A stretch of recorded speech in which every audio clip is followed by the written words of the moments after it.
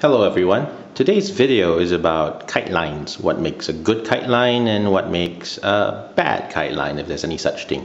Okay, so we've got a nice selection of 4 lines over here. The first one I'm going to talk about is polypropylene. This is 300 pound strength.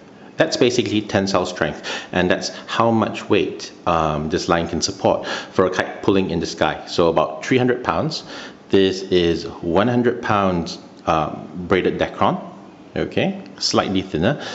This one over here is it's the infamous Kevlar line, right? So this is about 300 pound rating, even though it's about the same thickness as that 100 pound line over there.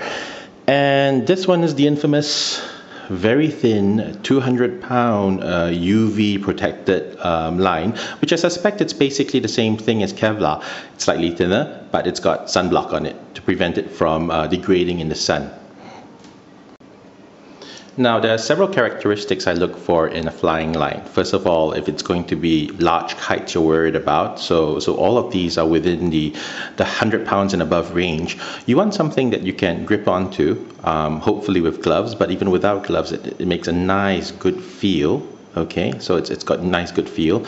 A little bit of stretch, a little bit of give, so that if there's a sudden gust of wind, it won't snap and break just like that. Okay, so you're looking for tensile strength, good feel, but also one more thing that's important that we have to consider is abrasion resistance and UV protection. Now that line we know has got UV protection as long as that's got that red coating on it. When that line starts to get white, it loses its UV protection, and what happens is that Kevlar, being a man-made material, it quickly degrades in exposure to UV rays. So you just won't know. It doesn't look like it's going to give way, but one day it might. All right. Whereas these 2 lines are fairly safe when it comes to UV.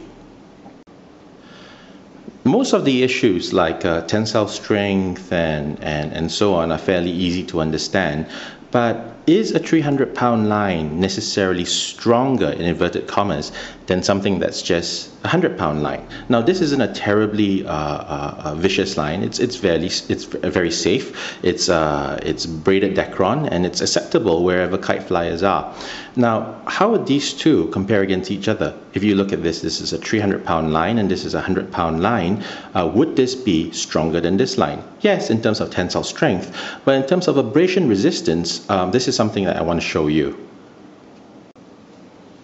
When we talk about a kite line's ability to resist abrasion, what kind of abrasion are we talking about? Well, it's the classic case of another kite line cutting against yours, severing it entirely, or it could be something as innocuous as basically dragging your kite line across the grass and encountering thorns and so on, which basically pluck at your line and degrade its quality. So let's see what happens basically when 2 kite lines encounter each other. Here's the 300 pound line, which is fairly strong, and this is a 100 pound line. It's not a particularly vicious line. It's simply braided Dacron, but you can see what happens. Let's see how long it lasts when it comes into contact with each other. See that? It snapped right through, and it basically didn't even last 5 seconds of contact with each other. And this is a stronger tensile line than this one. Now, this is not a vicious line. We'll encounter that later. Something else that's important to know also is that when 2 lines encounter each other, basically the line that's stationary has the worst part of it. The line that's in constant motion basically takes abrasion along the length of its line, whereas the line that's being cut or under tension only receives it on just one point. So was it fair basically to use this line against this line, causing the break, when we were basically aiming it at just one particular position?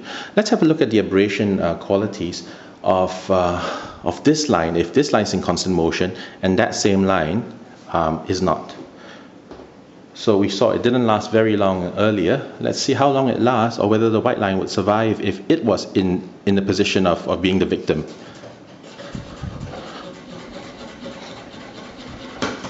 Oh, see, even though this line was in constant motion and it was taking the strain all along the length of it, and this was only receiving the strain on one portion of it, what happened basically is because this line isn't that good in resisting abrasion, that's why even if it was in the victimizer position, as it were, it still broke, because it's got lower heat resistance and lower abrasion resistance. So you're probably thinking, this Dacron's really good stuff, huh? It must be the best stuff in the market. It's only 100 pounds and already it's cut a 300-pound line. Well, that's where these vicious lines come into play. That's a 200-pound Kevlar line that's coated for UV protection, and this is a plain old yellow Kevlar line at 300 pounds. So what would happen if Dacron were to encounter Kevlar?